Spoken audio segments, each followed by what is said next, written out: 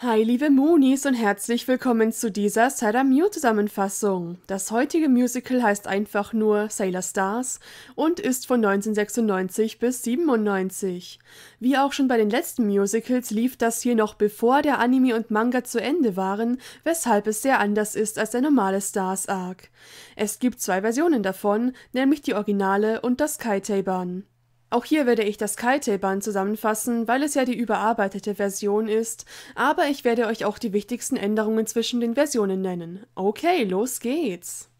An Usagis Schule findet ein Musikfestival statt. Alle treten dort auf. Die Three Lights, Haruka und Michiru und die Inner Senshi als Band. Aber auch die bösen Sailor Anima Mates in Verkleidung. Sie sabotieren die Probe, indem sie einen Stromausfall verursachen. Die Inner Senshi sind sauer, weil Usagi wohl für die Technik zuständig war. Wer auch immer auf die grandiose Idee gekommen ist. Später ist Usagi auf dem Schuldach. Sie liest einen Brief von Mamoru, der in die USA zum Studieren geflogen ist. Und da ist er diesmal wirklich, also er ist nicht tot. Setsuna kommt sie trösten. Die beiden treffen auf die Three Lights und Usagi bekommt einen Fangirl-Anfall. Setsuna dagegen spürt die Aura der Sterne an ihnen. Nachdem die Three Lights weg sind, kommt plötzlich eine völlig fertige Chibiusa aus der Zukunft, die sogleich in Ohnmacht fällt.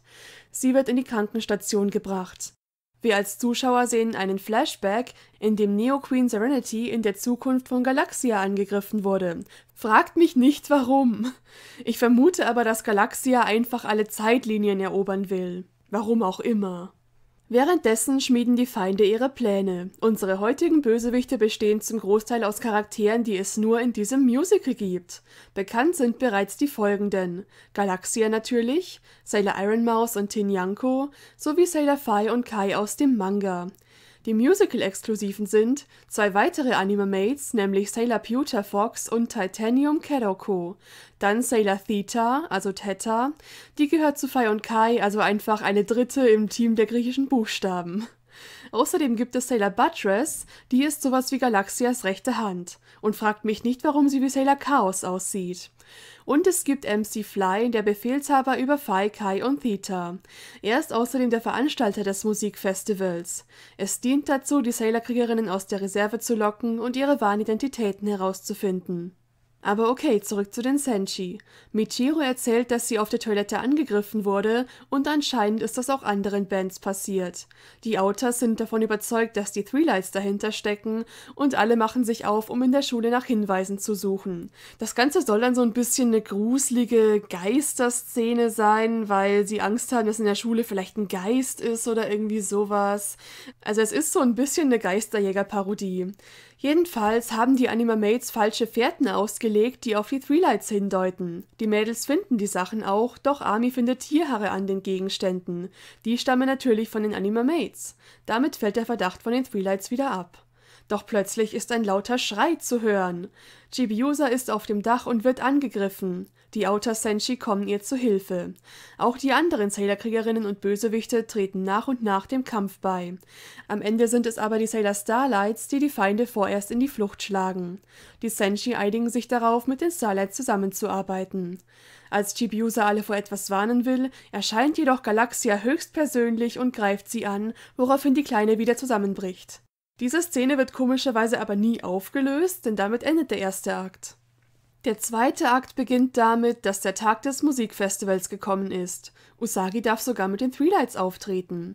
Während der Performance der Anima-Mates lassen diese ihre Tarnung fallen und schnappen sich plötzlich Chibiusa. Aber da kommt MC Fly herein und sagt, sie sollen das Mädchen loslassen. Denn ich erkläre es jetzt schon mal, es gibt quasi einen zweiten MC Fly, der eigentlich Mamoru in Verkleidung ist. Dieser hat wohl von den Ereignissen Wind bekommen. Doch da erscheint Galaxia und verlangt die Sailor Crystals der Senshi.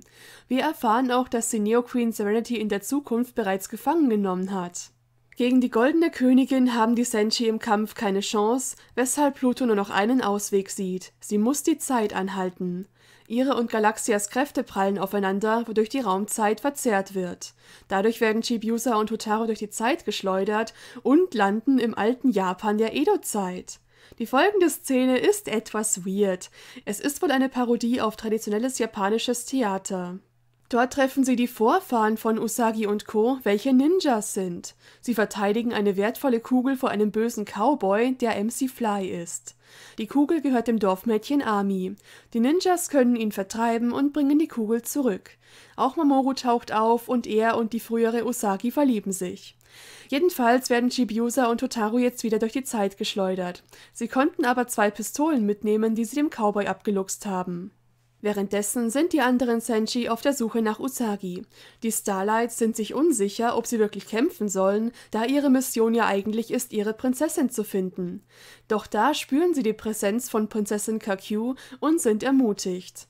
Die 3 verwandeln sich, bereit, den anderen zu helfen.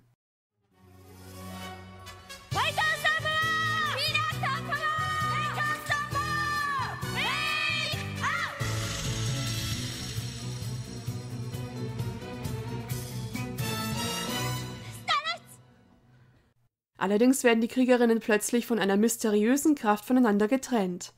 Währenddessen an einem anderen Ort tötet Galaxia einfach mal Sailor Jupiter und Venus.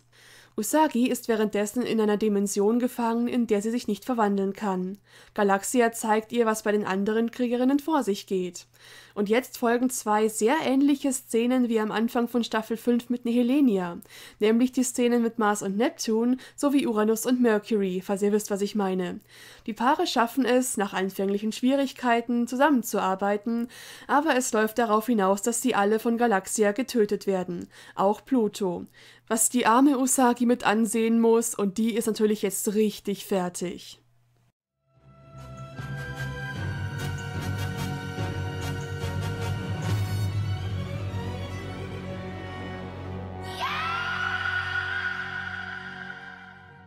Galaxias Leute feiern quasi schon ihren Sieg im Thronsaal, als plötzlich eine sehr wütende Sailor Moon erscheint, die bereit zum Kampf ist. Sie sagt, sie hat nichts mehr, wofür es sich zu leben lohnt, weil Galaxia ihr alles genommen hat und dass sie die erste Person ist, die Usagi jemals hasst. Tuxedo Mask erscheint und liefert sich ein Duell mit MC Fly. Es sieht nicht gut für Mamoru aus, doch da kommen Chibimon und Saturn und mit einem Schuss ihrer Pistolen halten sie MC Fly auf. Auch die Starlights sind dabei und berichten, dass sie in der Zukunft waren und Neo Queen befreit haben.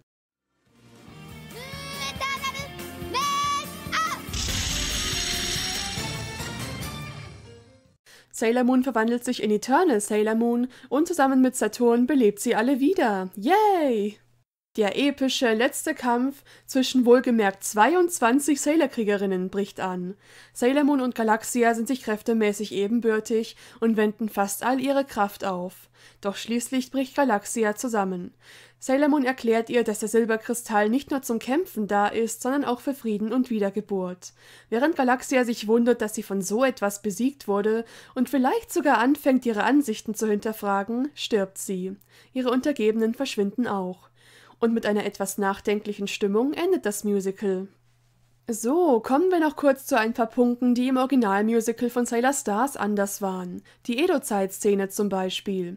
Dorfmädchen Ami wird von einem Schwertkämpfer, natürlich MC Fly, verfolgt.